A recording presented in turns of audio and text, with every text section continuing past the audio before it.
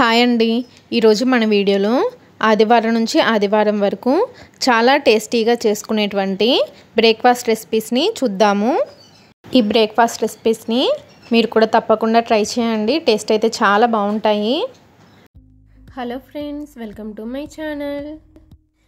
ఈరోజు road side బండి మీద దొరికే టేస్టీ క్రిస్పీ దోశల కోసం పిండిని ఎలా రెడీ చేసుకోవాలో, దోశల్ని వేసుకునేటప్పుడు ఎలాంటి టిప్స్ పాటించాలి అనేది ఈ వీడియోలో చూసేద్దాము. ముందు దోశల పిండిని ఎలా రెడీ చేసుకోవాలో చూసేద్దాము. ఫస్ట్ ఒక గిన్నెని తీసుకొని దానిలో 2 కప్పుల వరకు దోశల బియ్యాన్ని కానీ లేకపోతే రేషన్ బియ్యాన్ని కానీ వేసుకోవాలి. మీరు ఖచ్చితంగా దోశల కోసమని రేషన్ బియ్యాన్ని కానీ ఇలా దోశల బియ్యాన్ని కానీ వేసుకోవాలి. సోనా మసూరి బియ్యం వేసుకుంటే దోశ అనేది గట్టిగా వచ్చేస్తుందండి. ఇలా 2 కప్పుల వరకు బియ్యాన్ని వేసుకున్న తర్వాత మీరు ఏ కప్పుతో అయితే బియ్యాన్ని వేసుకున్నారో అదే కప్పుతో 1/2 కప్పు వరకు మినపగుళ్ళను కూడా వేసుకోవాలి. అదే కప్పుతో 1/2 కప్పు పచ్చిశనగపప్పును కూడా వేసుకోవాలి. మీరు ఇంగ్రీడియంట్స్ అన్నీ ఒకే కప్పుతో మెజర్ చేసుకోవాలండి. ఇలా ఒకే కప్తో మెజర్ చేసుకుంటేనే మనకి దోశలు క్రిస్పీగా టేస్టీగా వస్తాయండి. ఇలా 2 గ్లాసుల బియ్యము, 1/2 కప్పు మినప్పప్పు, 1/2 కప్పు పచ్చిశనగపప్పుని వేసుకున్న తర్వాత కొద్దిగా నీళ్ళని వేసుకొని 2-3 సార్లు ఈ పప్పుల్ని బాగా కడగాలండి. ఇలా బాగా కడిగిన తర్వాత 1 టేబుల్ స్పూన్ మెంతులను కూడా వేసి తగినన్ని వాటర్ని కూడా వేసుకొని వీటి మొత్తాన్ని ఖచ్చితంగా 7 గంటలు నానబెట్టాలండి. పప్పులు 7 గంటలు నానిన తర్వాత పిండి వేసుకునే 5 నిమిషాల ముందు ఒక గిన్నెని తీసుకొని మీరు ఏ కప్పుతో అయితే బియ్యాన్ని పప్పుల్ని తీసుకున్నారో అదే కప్పుతో 1/2 కప్పు వరకు అటుకులను వేసుకోవాలి. వీటిని కూడా 2-3 సార్లు శుభ్రంగా కడగండి. ఇలా కడిగిన తర్వాత మళ్ళీ దీనిలోకి నీళ్ళను పోసుకొని 5 నిమిషాలు ఈ అటుకుల్ని నానబెట్టండి. ఈ దోశలోకి అటుకుల్ని కూడా కొంచెం లావుగా ఉన్న అటుకుల్ని తీసుకోండి, అప్పుడు దోశ బాగా వస్తుంది. అటుకులు కూడా 5 నిమిషాలు నానిన తర్వాత ఈ అటుకుల్ని తీసుకెళ్ళి బియ్యము, మినపప్పు, పచ్చిశనగపప్పు ఉన్నాయి కదండి, వీటిల్లో వేసి ఒకసారి బాగా కలిపేసేయండి. ఇలా కలుపుకున్న తర్వాత ఈ పప్పులన్నింటినీ గ్రైండర్లో కానీ మిక్సీ జార్లో కానీ తీసుకొని తగినన్ని వాటర్ని వేసుకొని లైట్గా బరకగా ఉండేట్లు గ్రైండ్ చేసుకోవాలి. ఇలా దోశని లైట్గా బరకగా గ్రైండ్ చేసుకోవడం వలన దోశ అనేది క్రిస్పీగా వస్తుందండి. ఇలా గ్రైండ్ చేసుకున్న పిండిని ఒక గిన్నెలోకి తీసుకోవాలి. ఇలా గ్రైండ్ చేసుకున్న పిండిని కనీసం 8 నుంచి 10 గంటల వరకు పులియ పెట్టుకోవాలి. పిండి 8 గంటల తర్వాత చూసారు కదా ఎంత చక్కగా పులిసిందో. ఈ విధంగా పులిస్తేనే దోశ అనేది చాలా టేస్టీగా వస్తాయండి. ఇలా పులిసిన పిండిని నెమ్మదిగా ఒకే డైరెక్షన్లో ఒకసారి కలపండి. పిండిని ఎలా పడితే అలా కలిపితే పిండిలో ఉన్న ఎయిర్ గ్యాప్స్ అనేవి పోతాయండి. దోశ అనేది గట్టిగా వస్తుంది, అందుకని నెమ్మదిగా ఒకసారి ఇలా కలిపేసుకొని ఇప్పుడు ఇందులో నుండి మీకు కావాల్సినంత పిండిని వేరొక గిన్నెలోకి తీసేసుకోండి. మిగిలిన పిండిని ఫ్రిడ్జ్లో పెట్టుకొని 2-3 రోజుల వరకు వాడుకోవచ్చండి. ఇక్కడ కొద్దిగా పిండిని తీసుకొని మీ రుచికి తగ్గట్లు ఉప్పును కూడా వేసుకోండి. తర్వాత దీనిలోకి 1 టేబుల్ స్పూన్ అంతా చక్కెరని వేసుకోండి. ఇలా చక్కెరని వేసుకోవడం వలన దోశ రోడ్ సైడు బండి మీద దొరికే దోశ టేస్ట్ వస్తుందండి. దోశ కలర్ కూడా చాలా బాగా వస్తుందండి, టేస్ట్ కూడా బాగుంటుంది. దోశ అనేది తీపిగా ఏం రాదండి, మంచి కలర్ వస్తుంది. తర్వాత ఈ దోశలోకి మన సీక్రెట్ ఇంగ్రీడియంట్ అండి 2 టేబుల్ స్పూన్ల వరకు బొంబాయి రవ్వని వేసుకోండి. ఇలా బొంబాయి రవ్వని వేసుకోవడం వలన మనకి దోశ అనేది ఎక్స్ట్రా క్రిస్పీనెస్ వస్తుంది. బొంబాయి రవ్వని అస్సలు స్కిప్ చేయొద్దండి.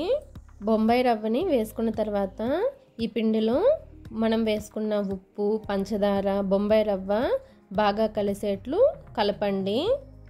ఇప్పుడు వాటర్ని ఏమీ యాడ్ చేయొద్దండి. ఇలా కలుపుకున్న తర్వాత మనకి కావాల్సినన్ని వాటర్ని వేసుకొని పిండిని గరిట జారుడుగా కలుపుకోండి. పిండి కనుక గట్టిగా ఉంటే మీరు దోశ వేసుకునేటప్పుడు పెనానికి అతుక్కుపోతుంది. మరి లూజ్గా ప్రిపేర్ చేసుకున్న దోశ అనేది అంత క్రిస్పీగా రాదు. అందుకని ఈ విధంగా ప్రిపేర్ చేసుకోవాలి. ఇలా గరిట జారుడుగా ప్రిపేర్ చేసుకొని దీనిపైన మూత పెట్టి ఒక్క 10 నిమిషాలు పక్కన పెట్టేసేయండి. ఇలా ఒక్క 10 నిమిషాలు పక్కన పెట్టేస్తే దీనిలో మనం వేసిన రవ్వ చక్కగా నానుతుంది. 10 నిమిషాల తర్వాత చూసారు కదా, మనకి రవ్వ అనేది చక్కగా నానిపోయింది. ఇప్పుడు వెంటనే దోశల్ని వేసేసుకోవచ్చు. దోశలను వేసుకోవడానికి స్టవ్ ఆన్ చేసి దోశ ప్యాన్ పెట్టుకొని ప్యాన్ని మీడియం ఫ్లేమ్లో పెట్టుకొని బాగా వేడి చేసుకోవాలి.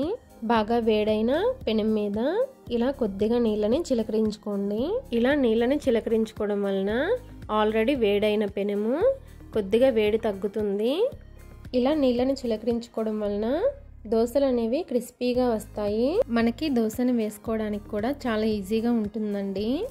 ఇలా నీళ్ళను వేసుకొని టిష్యూ పేపర్తో కానీ కాటన్ క్లాత్తో కానీ క్లీన్ చేసుకున్న తర్వాత మంటని లో ఫ్లేమ్లో పెట్టేసుకోండి. ఇలా మంటని లో ఫ్లేమ్లో పెట్టి ఒక గరిటెడు పిండిని తీసుకొని పెనం మధ్యలో వేసుకొని పల్చటి దోశలాగా స్ప్రెడ్ చేసుకోండి. దోశ చూసారా ఎంత చక్కగా వస్తుందో. మీకు వీలైనంత పల్చగా ఈ పిండితో దోశల్ని వేసుకోవచ్చు. దోశను వేసుకోవడం అయిపోయిన వెంటనే మంటని మీడియం ఫ్లేమ్లో పెట్టుకోవాలి. తర్వాత దోశ పైన తడంతా ఆరిపోయే వరకు కాల్చుకోవాలి. ఇలా తడంతా ఆరిపోయిన తర్వాత 1 టీ స్పూన్ ఆయిల్ని వేసుకొని స్ప్రెడ్ చేసుకోవాలి. ఇలా ఆయిల్ని స్ప్రెడ్ చేసుకోవడం వలన దోశ అనేది ఎర్రగా కాలుతుంది. ఈ మంట అనేది దోశ మొత్తానికి సరిగ్గా తగలకపోతే పెనాన్ని అటు ఇటు తిప్పుకుంటూ దోశ మొత్తాన్ని ఈవెన్గా కాల్చుకోండి. దోశ అంతా ఎర్రగా ఈవెన్గా కాలిన తర్వాత చూపిస్తున్నాను చూడండి. ఇలా కాల్చుకోవాలి. ఇలా కాల్చుకున్న దోశని మీకు నచ్చిన షేప్లో ఫోల్డ్ చేసుకోండి. చూసారు కదండి దోశ ఎంత క్రిస్పీగా వచ్చిందో. కలర్ కూడా చాలా బాగా వచ్చింది. టేస్ట్ కూడా చాలా బాగుంటుంది. ఇదే విధంగా మిగిలిన పిండితో దోశల్ని మీకు ఎన్ని కావాలంటే అన్ని వేసుకోవచ్చు. కానీ ప్రతిసారి కూడా దోశను వేసుకునే ముందు ఇలా నీళ్ళని చిలకరించుకొని ప్యాన్ని క్లీన్ చేసుకున్న తర్వాత మాత్రమే దోశను వేసుకోవాలి. అప్పుడే మీకు ఎన్ని దోశలు వేసుకున్నా క్రిస్పీగా వస్తాయి. చూసారు కదా రోడ్ సైడ్ బండి మీద దొరికే దోశల్ని ఎలా వేసుకోవచ్చు. ఈ దోశల్ని పల్లీ చట్నీతో కానీ అల్లం చట్నీతో కానీ టమాటో చట్నీతో కానీ మీకు నచ్చిన ఏ చట్నీతో సర్వ్ చేసుకున్నా చాలా బాగుంటాయి. మీరు కూడా ఈ దోశల్ని తప్పకుండా ట్రై చేయండి. మీకు కూడా చాలా క్రిస్పీగా వస్తాయి. రోజు మనం ఒక హై ప్రోటీన్ దోశ రెసిపీని చూద్దామండి. ఇక లేట్ చేయకుండా దోశని ఎలా ప్రిపేర్ చేసుకోవాలో చూసేద్దాము. ఈ దోశ కోసమని ఒక ప్లేట్ని తీసుకొని దానిలోకి 1 కప్పు వరకు పెసరపప్పుని వేసుకోండి. తర్వాత దీనిలోకి 1/2 కప్పు వరకు పచ్చిశనగపప్పుని వేసుకోండి. అలాగే 1/4 కప్పు వరకు ఎర్రకందిపప్పుని వేసుకోండి. ఈ ఎర్రకందిపప్పుని మసూర్ దాల్ అని కూడా అంటారండి. తర్వాత దీనిలోకి 1/4 కప్పు వరకు ముడి పెసల్ని వేసుకోండి. పప్పులన్నింటినీ ఒకే గిన్నెతో కానీ కప్తో కానీ గ్లాస్తో కానీ మెజర్ చేసుకోండి. తర్వాత 1/4 కప్పు వరకు సగ్గుబియ్యాన్ని వేసుకోండి. నేనైతే లావుగా ఉన్న సగ్గుబియ్యాన్ని వేసుకుంటున్నానండి. మీ దగ్గర కనుక ఇవి లేకపోతే సన్నగా ఉన్న సగ్గుబియ్యాన్ని అయినా వేసుకోవచ్చు. అలాగే 1/2 కప్పు వరకు బియ్యాన్ని వేసుకోండి. బియ్యాన్ని వేసుకున్న తర్వాత 1/4 కప్పు వరకు మినపగుళ్ళని వేసుకోండి. తర్వాత దీనిలోకి 1 టేబుల్ స్పూన్ వరకు మెంతుల్ని వేసుకోండి. తర్వాత ఈ పప్పులన్నింటినీ ఒక గిన్నెలోకి తీసుకొని వాటర్ని వేసుకొని 2-3 సార్లు శుభ్రంగా కడగండి. వాటర్తో పప్పుల్ని 2-3 సార్లు శుభ్రంగా కడిగిన తర్వాత ఈ వాటర్ని వంచేసేసి మళ్ళీ ఫ్రెష్ వాటర్ని వేసుకొని ఒక ఫుల్ నైట్ లేదా 8 గంటలు ఈ పప్పుల్ని నాననివ్వండి. పప్పులు నైట్ అంతా నానిన తర్వాత చూపిస్తున్నాను చూడండి. మనకి పప్పులు చక్కగా నానిపోయాయి. ఇప్పుడు వీటిని గ్రైండ్ చేసుకోవడానికి ఒక మిక్సీ జార్ తీసుకొని మిక్సీ జార్లో సరిపడినన్ని పప్పుల్ని వేసుకోండి. తర్వాత కొద్దిగా అల్లం, 2 పచ్చిమిరపకాయలు, 1 స్పూన్ జీలకర్ర, పప్పుల్ని గ్రైండ్ చేసుకోవడానికి తగినన్ని వాటర్ని వేసుకొని పిండిని కొద్దిగా బరకగా గ్రైండ్ చేసుకోండి. ఇలా గ్రైండ్ చేసుకున్న పిండిని ఒక గిన్నెలోకి తీసుకోండి. పిండిని గ్రైండ్ చేసుకున్న తర్వాత దీనిలోకి రుచికి తగినంత ఉప్పు వేసుకొని బాగా కలుపుకోండి. పిండి కన్సిస్టెన్సీ చూసారు కదండి, ఈ విధంగా ఉండాలి. దోసల పిండి రెడీ అయిపోయింది కదండి. ఇప్పుడు దోసలు వేసుకోవడానికి స్టవ్ ఆన్ చేసి ప్యాన్ పెట్టి ప్యాన్ని మీడియంగా వేడి చేసుకోవాలి. ప్యాన్ వేడైన తర్వాత ప్యాన్ పైన కొద్దిగా ఆయిల్ వేసి దాన్ని ఉల్లిపాయతో ప్యాన్ అంతా స్ప్రెడ్ చేయండి. తర్వాత 1 నుంచి 1.5 గరిటె వరకు దోస పిండిని వేసుకొని వీలైనంత పలుచగా పిండిని స్ప్రెడ్ చేసుకోండి. ఇలా పిండిని స్ప్రెడ్ చేసుకున్న తర్వాత దోస పైన తడి అంతా ఆరే వరకు దోసని కాల్చుకోవాలి. దోస పైన తడి ఆరిన తర్వాత కొద్దిగా ఆయిల్ని వేసుకోండి. తర్వాత పెనాన్ని అటు ఇటు తిప్పుకుంటూ దోస మొత్తం ఈవెన్గా కాలేట్లు కాల్చుకోండి. దోస ఒకవైపు కాలిన తర్వాత రెండో వైపు కూడా తిప్పి దోసని కాల్చుకోవాలి. ఇలా దోస 2 వైపులా కాల్చుకున్న తర్వాత మీకు నచ్చిన షేప్లో ఫోల్డ్ చేసుకొని సర్వింగ్ ప్లేట్లోకి తీసేసుకోవడమేనండి. ఈ దోసలు ఏ చట్నీతో సర్వ్ చేసుకున్నా చాలా బాగుంటాయండి. తప్పకుండా మీరు కూడా ట్రై చేయండి. వీడియో కనుక మీకు నచ్చినట్లయితే లైక్ చేసి షేర్ చేసి సబ్స్క్రైబ్ చేసుకోండి. Thanks for watching. ఈరోజు మన రెసిపీ వచ్చేసి మసాలా ఇడ్లీ అండి. ఇడ్లీని ఎప్పుడు చట్నీ సాంబార్తో కాకుండా ఇలా మసాలా స్టఫింగ్తో ఎలా తయారు చేసుకోవాలో వీడియోలోకి వెళ్ళి చూసేద్దాము. దానికోసమని ముందుగా స్టవ్ ఆన్ చేసి కడాయిలో 2 స్పూన్ల వరకు నూనెను వేసి 1 స్పూను జీలకర్ర, సన్నగా కట్ చేసిన 1 ఇంచు అల్లాన్ని వేసి ఇవి వేగిన తర్వాత మీడియంగా ఉన్న 2 ఉల్లిపాయలు, 2 పచ్చిమిరపకాయల్ని కట్ చేసి వేసి అలాగే కొంచెం కరివేపాకును కూడా వేసి రుచికి సరిపడా ఉప్పు వేసి కలుపుతూ మంచి రంగు వచ్చే వరకు ఫ్రై చేసుకోవాలి. ఇవి ఇలా చక్కగా వేగిన తర్వాత 1/2 స్పూన్ కారం, చిటికెడు పసుపు, కొద్దిగా గరం మసాలాను వేసి వేగనివ్వాలి. ఇవి వేగిన తర్వాత ముందుగా ఉడికించిన 3 బంగాళాదుంపలు, 1 చెక్క నిమ్మరసాన్ని వేసి ఇందులో తేమంతా పోయే వరకు సిమ్లో పెట్టి బంగాళాదుంపల్ని ఫ్రై చేసుకోవాలి. బంగాళాదుంపల్ని ఫ్రై చేసుకున్న తర్వాత కొద్దిగా కొత్తిమీరని వేసుకొని బాగా కలుపుకొని దీన్ని చల్లారనివ్వాలి. తర్వాత ముందు రోజు పిండి వేసి రాత్రంతా పులిసిన ఇడ్లీ పిండిని ఒకసారి కలిపి పక్కన పెట్టుకోవాలి. అలాగే చల్లారిన ఈ మసాలాని సిలిండర్ షేప్లో చేసుకొని రెడీ చేసుకోవాలి. ఇప్పుడు ఏదన్నా స్టీల్ గ్లాస్ కానీ డబ్బా కానీ తీసుకొని లోపల వైపు ఆయిల్ని కానీ నెయ్యిని కానీ రాసుకోవాలి. ఇందులో 1 గరిటె పిండి వేసి మసాలాని మధ్యలో వచ్చేలా పెట్టి చుట్టూ ఇడ్లీ పిండితో నింపాలి. ఇడ్లీ పిండిని వేసిన తర్వాత గ్లాస్ని ఒకసారి ట్యాప్ చేయండి. తర్వాత స్టవ్ ఆన్ చేసి ఇడ్లీ పాత్రలో నీళ్లు వేసుకొని ఈ గ్లాసులని ఇడ్లీ పాత్రలో పెట్టి ఆవిరి మీద ఒక 15 నిమిషాలు ఉడికించాలి. ఇవి ఉడికిన తర్వాత స్టవ్ ఆఫ్ చేసేసి 5 నిమిషాలు అలా వదిలేయాలి. 5 నిమిషాల పాటు సెట్ అయిన వీటిని బయటికి తీసి గ్లాస్ లోపల చుట్టూ ఇలా ఎడ్జెస్ని కట్ చేసి ప్లేట్లో వేసి కావలసిన సైజులో కట్ చేసుకోవాలి.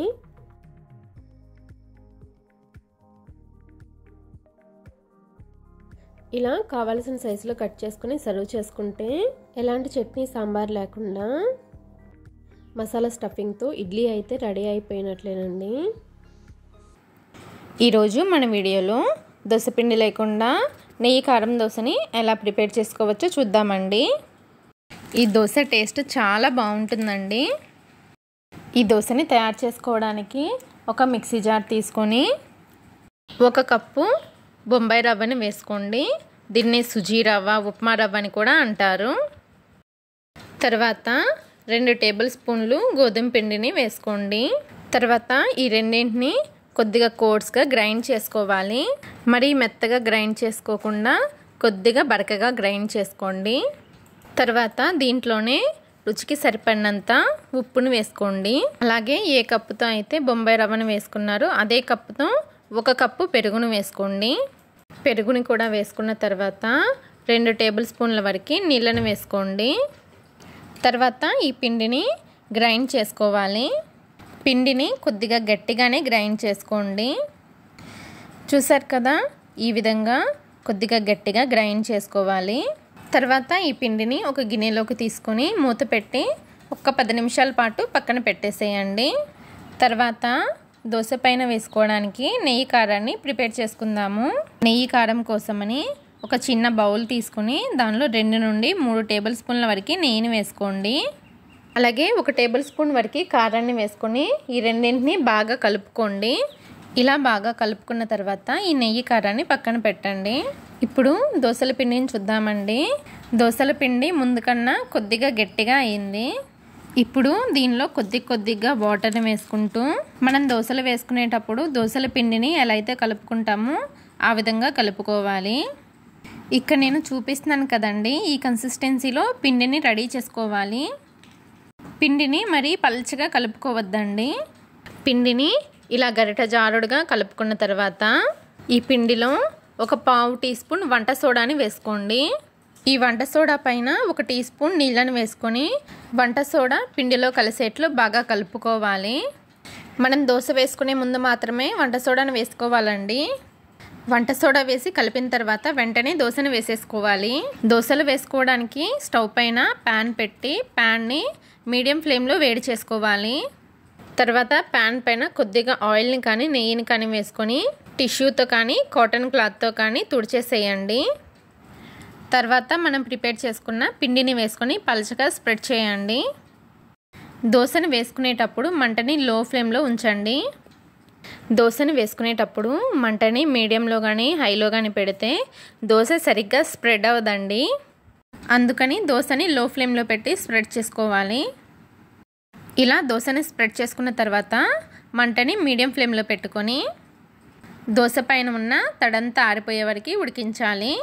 దోశ పైన ఉన్న తడంతా ఇలా ఆరిపోయిన తర్వాత మనం ప్రిపేర్ చేసి పెట్టిన నెయ్యి కారాన్ని దోశ మొత్తం అప్లై చేయాలి. ఇలా నెయ్యి కారాన్ని దోశ మొత్తానికి అప్లై చేసిన తర్వాత దోశ మొత్తం ఎర్రగా కాలేట్లు ప్యాన్ని అటు ఇటు తిప్పుతూ దోశని కాల్చుకోండి. దోశ ఇలా ఎర్రగా కాలిన తర్వాత దీన్ని ఫోల్డ్ చేసుకొని ప్లేట్లోకి తీసేసుకోండి. ఇలా ఎన్ని దోశలు కావాలంటే అన్ని దోశలని వేసుకొని సర్వ్ చేసుకోవడమేనండి. ఈ దోశలు క్రిస్పీగా చాలా టేస్టీగా ఉంటాయండి. మీరు కూడా తప్పకుండా ట్రై చేయండి. ఈరోజు మన వీడియోలో అటుకులతో చాలా క్రిస్పీగా దోశల్ని ఎలా వేసుకోవచ్చో చూద్దామండి. ఈ దోశలు చాలా క్రిస్పీగా చాలా టేస్టీగా ఉంటాయండి. ఇక రెసిపీని ఎలా తయారు చేసుకోవచ్చో వీడియోలోకి వెళ్ళి చూసేద్దాము. ఈ దోశని ప్రిపేర్ చేసుకోవడానికి ఒక గిన్నెని తీసుకొని దానిలో 2 కప్పుల వరకు బియ్యాన్ని వేసుకోండి. మీరు దోశల బియ్యాన్ని అయినా వేసుకోవచ్చు, రేషన్ బియ్యాన్ని అయినా వేసుకోవచ్చు. నేనైతే దోశల బియ్యాన్ని వేసుకున్నాను. తర్వాత దీనిలోకి 1 కప్పు వరకు మందంగా ఉండే అటుకుల్ని వేసుకోండి.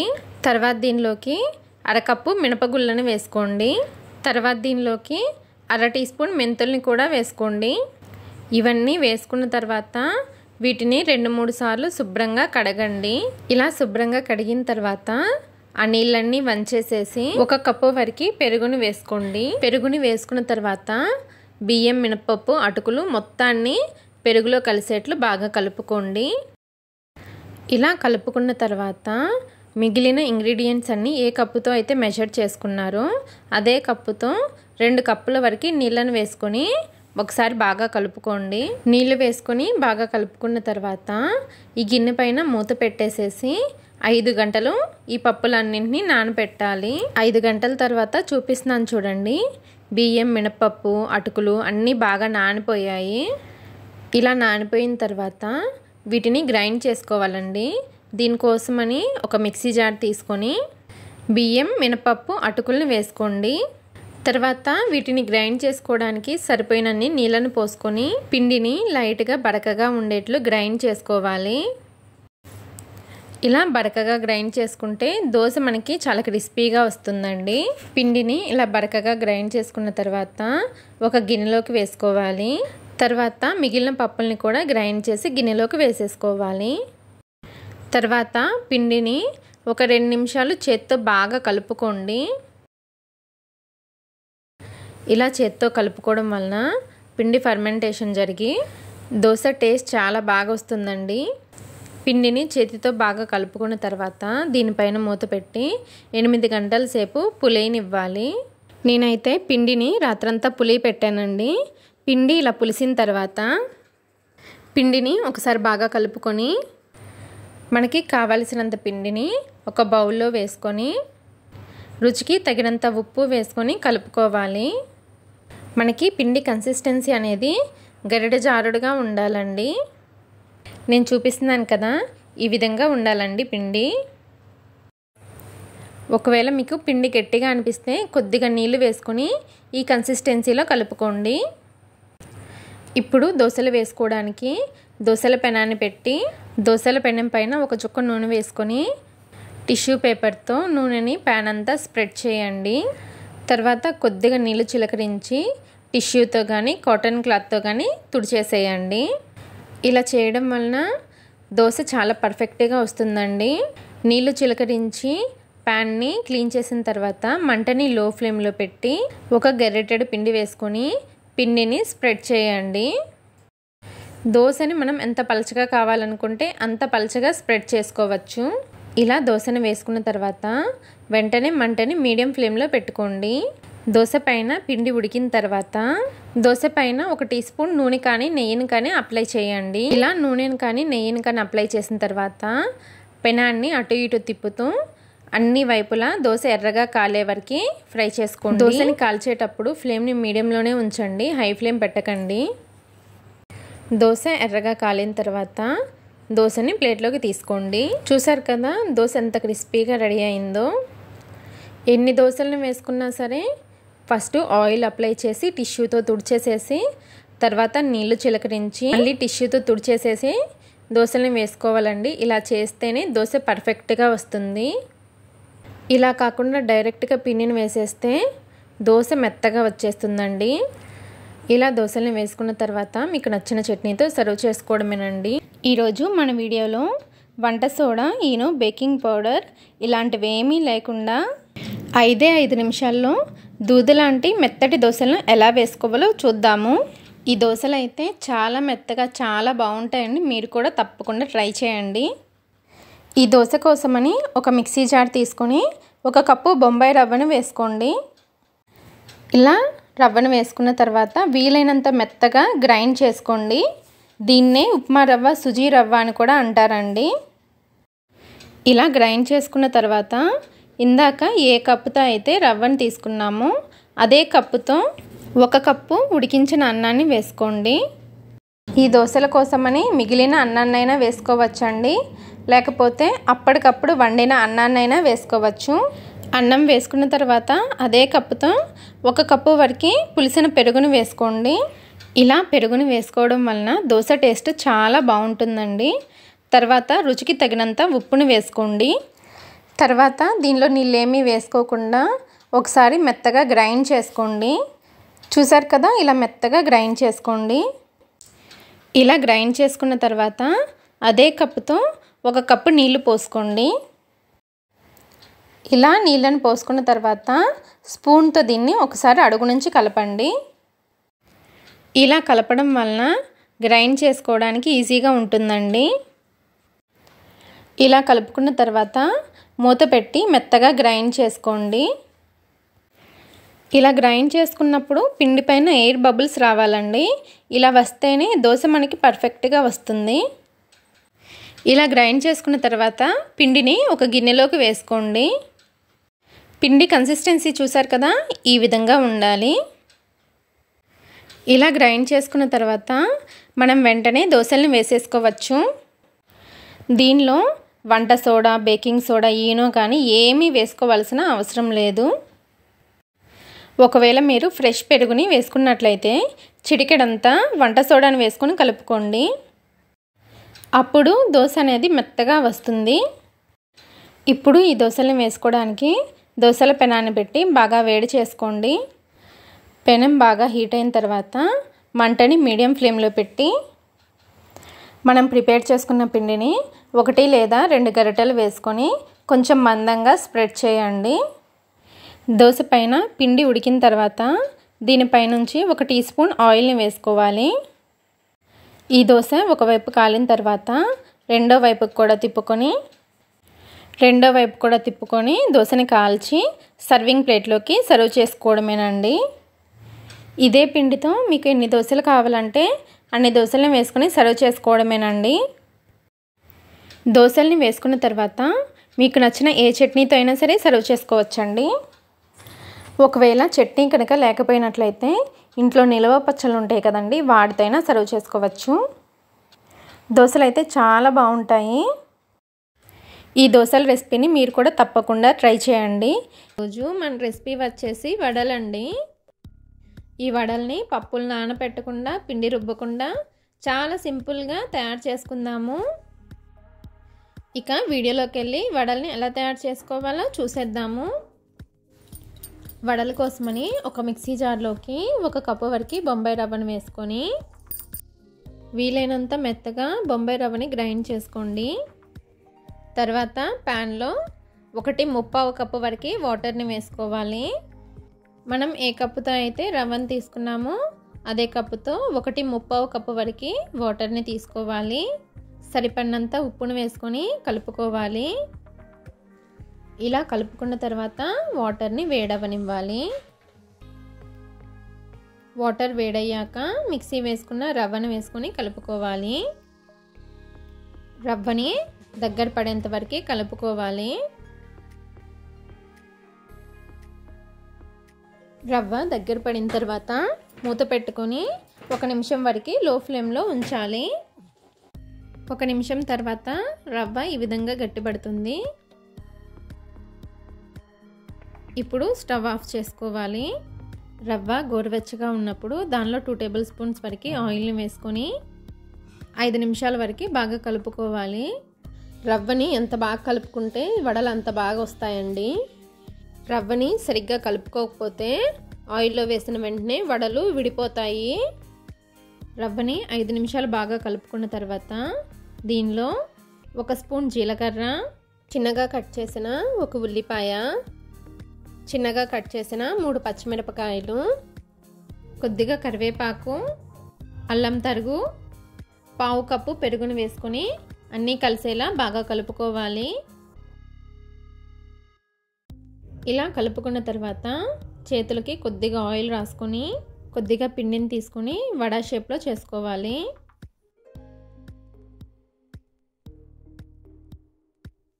ఇలా చేసుకున్న తర్వాత వడల్ని ప్లేట్లోకి తీసుకోవాలి. ఇలా చేసుకున్న తర్వాత ఈ ప్లేట్ని పక్కన పెట్టి వీటిని డీప్ ఫ్రై చేయడానికి ఆయిల్ని తీసుకొని ఆయిల్ని బాగా హీట్ అవ్వనివ్వాలండి. ఆయిల్ కాగిన తర్వాత వడల్ని వేసుకొని వెంటనే తిప్పేయకండి. వడల్ని కొంచెం కాలిన తర్వాత 2 వైపులా తిప్పుకుంటూ ఫ్రై చేసుకోండి. మనకి వడలు పర్ఫెక్ట్గా రావాలనుకుంటే రవ్వ చల్లారిన తర్వాత బాగా కలుపుకోవాలండి. ఇంకోటి ఏంటంటే ఆయిల్ కూడా వేడిగా ఉండాలి. ఇంకోటి ఏంటంటే వడల్ని ఆయిల్లో వేసిన తర్వాత వెంటనే తిప్పేయకండి. రవ్వని సరిగ్గా కలపకపోయినా ఆయిల్ అనేది కాగకుండా వేసినా కానీ వడల్ని వెంటనే తిప్పేసినా కానీ వడలు విడిపోతాయండి. ఆయిల్ మొత్తం పాడైపోతుంది. చూసారు కదండి, మంచి కలర్తో వడలు బాగా ఫ్రై అయినాయి. ఇప్పుడు వీటిని ఒక ప్లేట్లోకి తీసేసుకొని సర్వ్ చేసేసుకోవడమేనండి. ఇదే విధంగా మిగిలిన వడలను కూడా వేసేసుకొని సర్వ్ చేసేసుకోండి. ఈ వడలు పల్లీ చట్నీతో కానీ టమాటో చట్నీతో కానీ సర్వ్ చేసుకుంటే చాలా బాగుంటాయండి. చూసారు కదండి వడల రెసిపీని ఎలా తయారు చేసుకోవచ్చు. ఓకే అండి, ఈ వడల రెసిపీ కనుక మీకు నచ్చినట్లయితే నా ఛానల్ని లైక్ చేయండి, షేర్ చేయండి. మరిన్ని వీడియోస్ కోసం నా ఛానల్ని సబ్స్క్రైబ్ చేసుకోండి. Okay, thank you. ఈరోజు వీడియోలో బాగా పులిసిన దోశ పిండితో పునుగుల్ని ఎలా తయారు చేసుకోవాలో చూద్దామండి. ఈవినింగ్ స్నాక్స్గా పిల్లలకి ఇవ్వండి, చాలా ఇష్టంగా తింటారు. ఇప్పుడు ఈ పునుగుల రెసిపీని ఎలా తయారు చేసుకోవాలో వీడియోలోకి వెళ్ళి చూసేద్దాము. పునుగుల్ని ప్రిపేర్ చేసుకోవడానికి ఒక బౌల్ తీసుకొని దానిలో 1 కప్పు వరకు బాగా పులిసిన దోశ పిండిని వేసుకోవాలి. దీనిలోనే 1 కప్పు వరకు మైదా పిండిని కూడా వేసుకోండి. మీరు మైదా పిండి వద్దనుకుంటే మైదా పిండి ప్లేస్లో గోధుమ పిండిని కూడా వేసుకోవచ్చండి. టేస్ట్ అయితే ఏం మారదు, కాకపోతే కొంచెం కలర్ మారుతుంది. తర్వాత మైదాని దోశ పిండిని బాగా కలుపుకోండి. పిండిని బాగా కలుపుకున్న తర్వాత దీనిలోకి సన్నగా కట్ చేసిన ఒక ఉల్లిపాయ, చిన్న ముక్కలుగా కట్ చేసుకున్న 2 పచ్చిమిరపకాయలు, కొంచెం కరివేపాకును వేసుకోండి. అలాగే 1 టీ స్పూన్ అంత జీలకర్ర, మీ రుచికి తగినంత ఉప్పును వేసుకొని ఒకసారి బాగా కలుపుకోండి.